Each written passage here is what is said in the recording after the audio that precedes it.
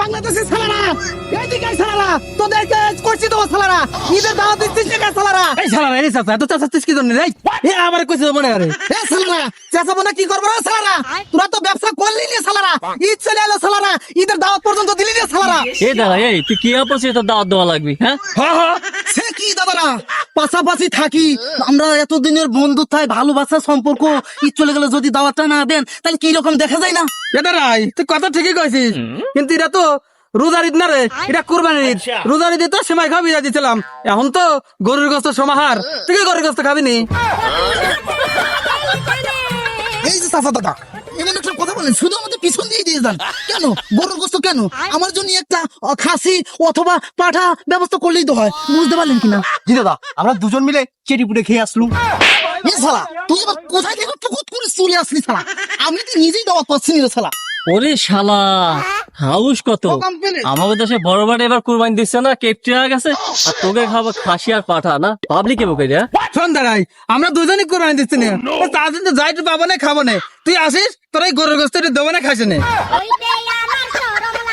আসলে চাচা দাদা, আমাদের তো গোমাতা হয়, বলেন আমরা গোমাতার গোস্ত কিভাবে খাই? তারপরে যেহেতু আপনারা ঈদের দাওয়াত দিচ্ছেন, আসলে নিরামিষ মনে করে যদি খাই তাহলে কি কোনো অসুবিধা হবে? এটা অসুবিধা হবে কেন? দাওয়াতটা নিয়েন, পুকুত করে খেয়ে চুকুত করে চলে আসলুম। হে শালা, গোমাতার প্রতি তো তোর কোনো সম্মানই নেই রে শালা। শালা এর দেশ থেকে শালা তোকে তাড়িয়ে দেওয়ার দরকার শালা।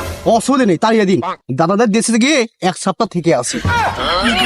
ওরে বাবা, শখ কত! ওদিকেও ঠিক রাখবি চাও, এদিকেও ঠিক রাখবি চাও। আচ্ছা যা, দাওয়াত দিলাম, পুকুত করে আসে কটা খায় চুকুত করে বাড়া চলে যাস। আসলে চাচা দাদা, 2-1 দিন আগে আসলে কোনো সমস্যা আছে নাকি, বুঝতে পারলেন কিনা? অসুবিধা হবে কেন? আজকেই চলে যাই। এ শালা খালি বেশি বোঝে শালা, আগেই গেলে ও শালারা আমাদের পিছন মেরে ছেড়ে দেবে, বুঝতে পারলি কিনা? হ্যাঁ হ্যাঁ, এখন আসিস না, ঈদের দিনই আয়। এ দাঁড়াই, ঈদের দিনে আসিস, মোটা গোস্ত দিয়ে ওরা সাদা সাদা ভাত খেয়া যাস। ওরে না রে, খুশি হলুম চাচা দাদা, খুশি হলুম। সময় মতো আমরা দুজন পুকুত করে যে চেটে পুড়ি খেয়ে আসবো, বুঝতে পারলেন কিনা? আচ্ছা আসিস, ওই কথাই রইলো, তাহলে যাই গিয়ে। হ্যাঁ, অনেক দিন পরে বাংলাদেশি দাদাদের কাছ থেকে কোরবানির ঈদের দাওয়াত পেলুম, মনে হচ্ছে এবার খাওয়াটা ভালোই হবে। হ্যাঁ, চেটে পুড়ি ভালোই খেমু।